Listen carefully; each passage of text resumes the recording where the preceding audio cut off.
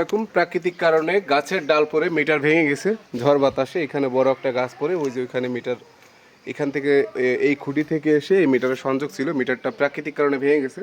আমরা এই মিটারটা খুলে নিয়ে যাব এবং এই মিটারের যে গ্রাহক, সম্মানিত গ্রাহক, ওনার বিদ্যুৎ বিল পরিশোধ আছে। যেহেতু প্রাকৃতিক কারণে মিটারটা ভেঙে গেছে সেহেতু আমরা এই মিটারটা সম্পূর্ণ ফ্রিতে দিয়ে দিব। আজকে আমরা এই মিটারটা খুলে নিয়ে যাচ্ছি, আগামীকালকে বা পরশু দিন করে ওনার মিটারটা আমরা দিয়ে যাবো আবার পুনরায় ফ্রিতে সম্পূর্ণরূপে পরিবর্তনের মাধ্যমে। অর্থাৎ এই মিটারটা খুলে অফিসে জমা দিব আর একটা নতুন মিটার এনে এখানে সংযোগ দিয়ে দিব।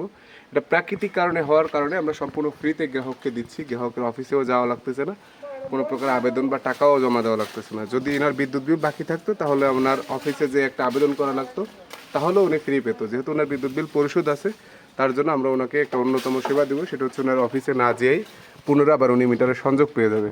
সুতরাং বিদ্যুৎ বিল পরিশোধ থাকলে কতটা সুবিধা আপনারা নিজেরাই দেখতে পাচ্ছেন। আমরা এই মিটারটা এখন খুলে নিয়ে যাচ্ছি এবং কাল পরশু এসে আবার ওনাকে একটা মিটার দিয়ে যাব।